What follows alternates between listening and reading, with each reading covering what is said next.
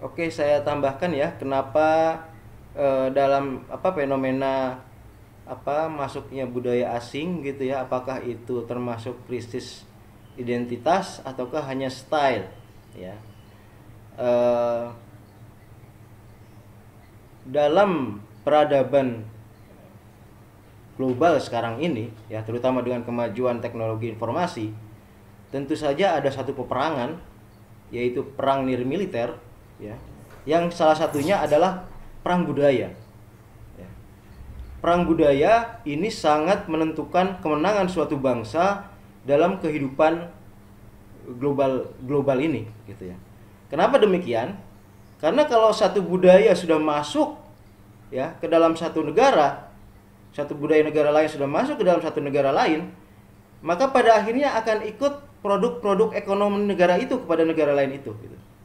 Ya, jadi ini peperangan nirmiliter, peperangan budaya yang kemudian akan berujung pada peperangan ekonomi gitu ya. Style Korea misalnya ya, kalau budaya Korea sudah masuk ke dalam masyarakat Indonesia, maka selanjutnya adalah barang-barang Korea yang kemudian akan laku di pasaran Indonesia gitu. Artinya, apakah ini krisis kebudayaan atau krisis identitas ataukah hanya style ya. Tentu saja ada bagi sementara orang yang hanya style saja karena dia sesungguhnya sudah paham dengan identitas nasional. Dia misalnya orang terdidik yang tahu bagi kebudayaan bangsanya, tetapi kemudian dia ikut style ya, yang populer. Tetapi bagi kebanyakan ya, tentu saja ini akan melemahkan identitas nasional gitu.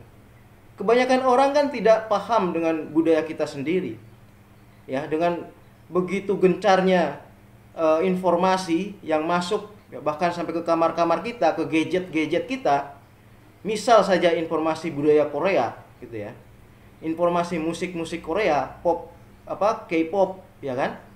Tentu saja bagi kebanyakan orang itu akan memperlemah identitas nasional. Bagi kebanyakan orang itu bisa disebut akan berujung pada krisis identitas nasional. Akan berujung pada krisis identitas nasional. Karena itu kondisi seperti itu sebenarnya tidak bisa diabaikan ya. Tidak bisa diabaikan, dan itu akan tadi memperlemah integrasi bangsa. Gitu ya. Pada akhirnya akan memperlemah integrasi bangsa. Jadi era sekarang adalah era teknologi informasi, era bisnis digital, era di mana bisnis itu masuk ke dalam kamar-kamar setiap orang di setiap bangsa. Nah, karena itu peperangan nirmiliter termasuk peperangan budaya, peperangan identitas itu jelas akan berlangsung terus. Nah, bangsa yang lengah ya, tentu pada akhirnya akan menjadi bangsa yang kehilangan identitas. Gitu. Karena itu Bung Karno kan pernah menyatakan yang harus dikerjakan generasi ke depan adalah nation character building, membangun karakter bangsa, gitu ya, agar karakter kita kuat, agar identitas kita kuat, agar pembeda kita dengan bangsa lain itu kuat. Gitu. Jadi fenomena yang ditanyakan Martinus, apakah ini termasuk dalam krisis identitas atau hanya style? Saya kira bergerak keduanya ya. Dan juga pada akhirnya bisa saja berujung pada krisis identitas.